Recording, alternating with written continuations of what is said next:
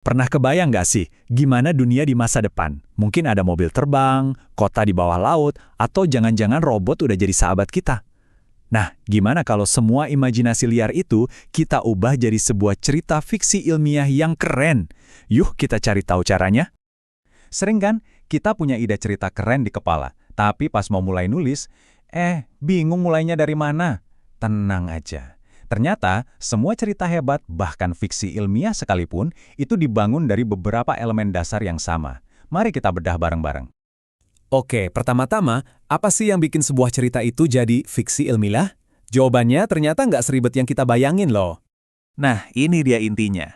Fiksi ilmiah itu ya, seni berimajinasi pakai sains dan teknologi. Udah, sesimpel itu. Jadi ini bukan soal rumus-rumus yang bikin pusing, tapi lebih ke pertanyaan seru, gimana kalau yang jadi dasar ceritanya? Oke, kalau kita mau bikin cerita, kita harus kenal dulu nih sama bahan-bahannya. Anggap aja kayak mau bikin kue, ada 4 bahan dasar yang wajib ada di cerita apapun. Dan inilah dia resep rahasianya. Latar, penokohan, konflik, dan alur. Cuma 4 ini aja. Kalau kita udah paham keempatnya, wah, kita udah setengah jalan buat ngebangun dunia baru versi kita sendiri. Pertama, latar. Gampangnya ini tuh panggung cerita kita. Di mana dan kapan kejadiannya. Bisa aja di planet Mars 1000 tahun lagi, atau mungkin di kotamu sendiri, tapi 25 tahun dari sekarang. Seru kan ngebayanginnya? Berikutnya, penokohan. Ini nih jantungnya cerita. Siapanya? Siapa sih jagoan kita yang bakal kita ikutin petualangannya? Apa impiannya? Apa ketakutannya? Tokoh inilah yang bikin pembaca jadi peduli sama cerita kita. Lalu, harus ada konflik. Ini mesinnya cerita. Sederhananya, ada masalah apa?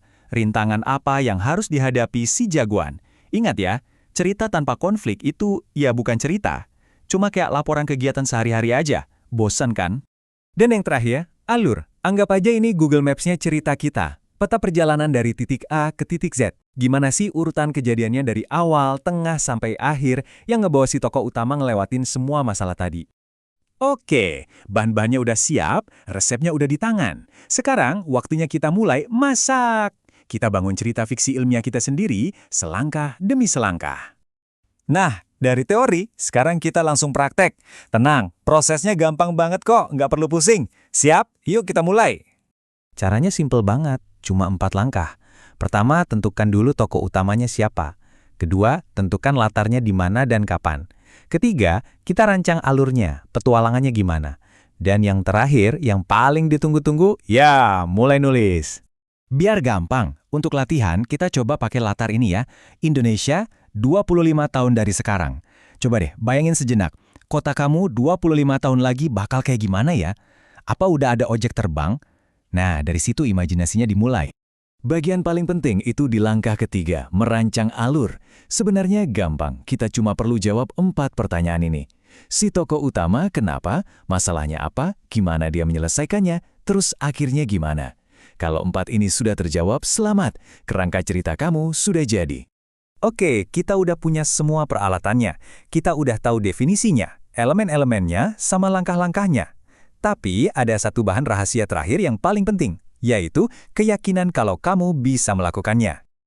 Coba deh, sekarang kita ambil waktu sejenak buat refleksi. Setelah tahu semua caranya, sekarang saatnya kita tanamkan di dalam diri kita, saya bisa. Coba bilang ke diri kamu sendiri, sekarang juga, saya bisa menulis tulisan fiksi ilmiah. Ini bukan soal mungkin atau nanti deh, tapi soal saya bisa. Sekarang. Jadi, sekarang pertanyaannya buat kamu. Dengan semua bekal ini di tangan dan imajinasi kamu yang gak ada batasnya, kisah masa depan seperti apa yang mau kamu ciptakan?